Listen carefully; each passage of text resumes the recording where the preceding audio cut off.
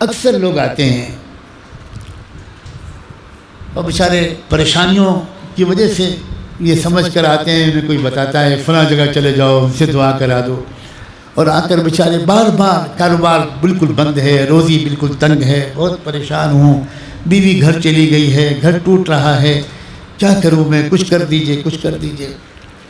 میں اپنے ایسے تمام بھائیوں سے، ایسی تمام بہنوں سے جنہیں کسی طرح کی کوئی پریشانی ہے، بہت محبت سے کہتا ہوں، تم ایک نسخہ آزما کر دیکھو، روزانہ تھوڑی دیر اللہ کے سامنے اپنے غموں کا رونا رو کر تو دیکھو،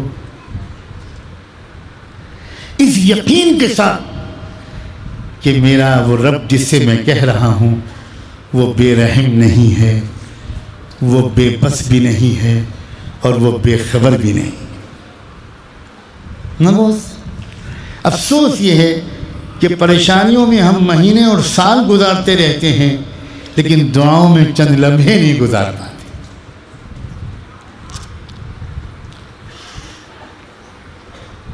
مانگو اللہ سے، اور میں ہر ایک سے کہتا ہوں جن میاں بیوی کے درمیان جھگڑے چل رہے ہیں، جو پریشان ہیں،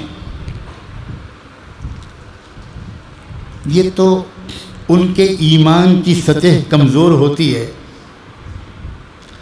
ابھی وہ پورے نظام کو سمجھے ہوئے نہیں ہوتے، اس لیے ان سے کہا جاتا ہے کہ بھئی لگتا ہے کسی نے کچھ کرا دیا ہے، انشاءاللہ تمہارا علاج کر لیں گے، ٹھیک ہو جائے گا۔ میں اصل بات سچی پکی کہوں، دیکھو اگر ساری کائنات کا وہ اکیلا مالک کسی کی مدد کو اور حفاظت کرنے پر آ جائے تو ساری دنیا کے شیطان، ساری دنیا کے تانترک، ساری دنیا کے جادوگر، ساری دنیا کے ابلیس اور دجال مل کر اس کا بال بھی کا نہیں کر سکتے۔ ایک راستہ یہ ہے کہ اس عامل کے پاس جاؤ، اس عامل کے پاس جاؤ، اس عامل کے پاس جاؤ، ان سے تعویذ لو، ان سے، ایک راستہ یہ ہے۔ میرا اس راستے پر یقین نہیں ہے، اس سے زیادہ صاف لفظوں میں کہنے پر قادر نہیں۔ ایک راستہ اور ہے، نہاؤ دھو، صاف ستھرے کپڑے پہنو، اور اس مالک کے سامنے جس کے سب نام تم جانتے ہو یا نہ جانتے ہو، اپنی پیشانی کو رگڑ ڈال اور کہو آج کے بعد سے میں آپ کے سوا کسی کے پاس نہیں جاؤں گا، میں آپ کے پاس آیا ہوں اور آپ کے سوا کسی کے پاس نہیں جاؤں گا، آپ میری پریشانی دور کر دیجئے، اگر میرے اوپر جادو ہوا ہے تو اس کو لوٹا دیجئے، اگر کوئی کسی نے میرے اوپر کچھ کیا ہے تو آپ کی قدرت کے سامنے کیا ہے،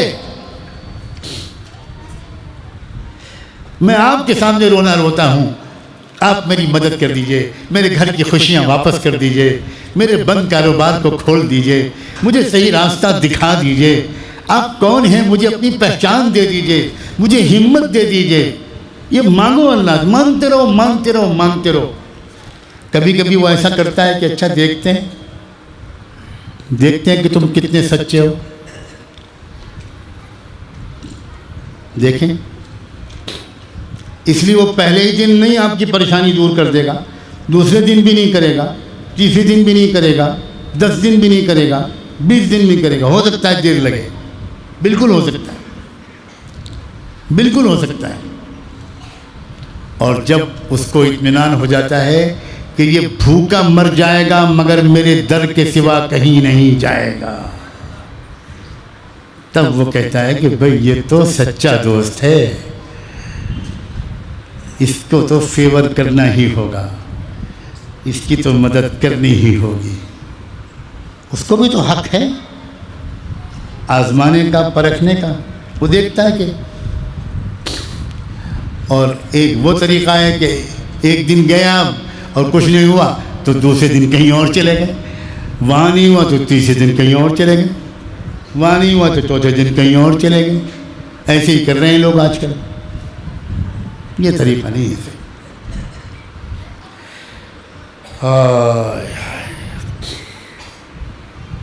کبھی کبھی ایک بچہ رو رہا ہوتا ہے اور ماں بیٹھی ہوتی ہے اس کو نہیں اٹھاتی.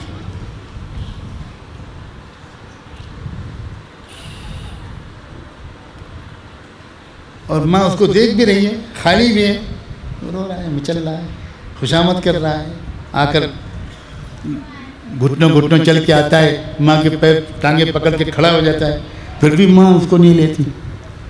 کیا ماں کی ممتا میں کوئی کمی ہے؟ نہیں. ماں کہتی تو نہیں, مگر اس کی ممتا کو بچے کو خوشامد کرتے ہوئے دیکھ کر ذرا مزہ آتا ہے.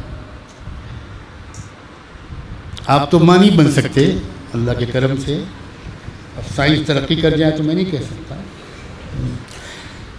امریکہ کے نئے صدر کے زمانے میں سب کچھ ہو سکتا ہے.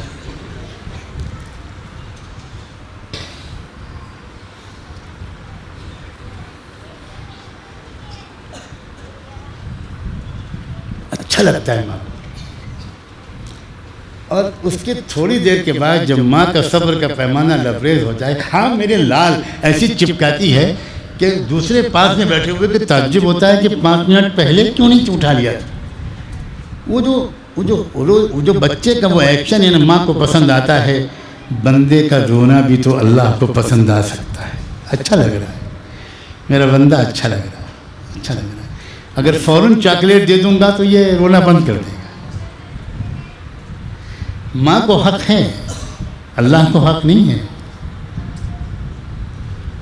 اور عارف لوگ تو یہ کہتے ہیں کہ اللہ تھوڑا تھوڑا کر کے دیجئے پھر رلائیے, پھر دیجئے پھر رلائیے, اس لیے کہ پا کر کھانے میں جو مزہ آتا ہے وہ بھی مزہ ہے, اور بھوکے رہ کر رونے میں جو مزہ آتا ہے وہ بھی مزہ ہے.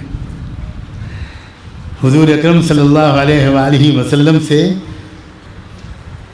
کو جب اختیار دیا اللہ نے تو بتاؤ کیا چاہتے ہو؟ روزانہ پیٹ بھر کر کھانا کھانا چاہتے ہو یا ایک دن بھوکے رہنا چاہتے ہو اور ایک دن کچھ مل جائے؟ حضور نے فرمایا کہ مجھے یہ پسند ہے. حضرت جبریل سے کہا مجھے یہ پسند ہے کہ ایک دن میں کچھ کھا لوں تو شکر کے راستے سے اپنے رب کو تلاش کروں, راضی کروں, اور ایک دن بھوکا رہوں تو صبر کے راستے سے اپنے رب کو. تو یہ ناز اور نیاز, ناز اور انداز ہے رشتے میں. اس رشتے کی حلاوت کو جو لوگ محسوس کرتے ہیں نا, وہ زندگی کو بڑے سلیقے سے گزارتے ہیں, زندگی کو انجوائے کرتے ہیں.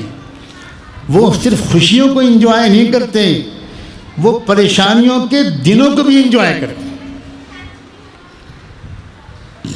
وہ پریشانیوں کے دن, وہ غموں کے دن, وہ بہت عجیب ہوتے ہیں.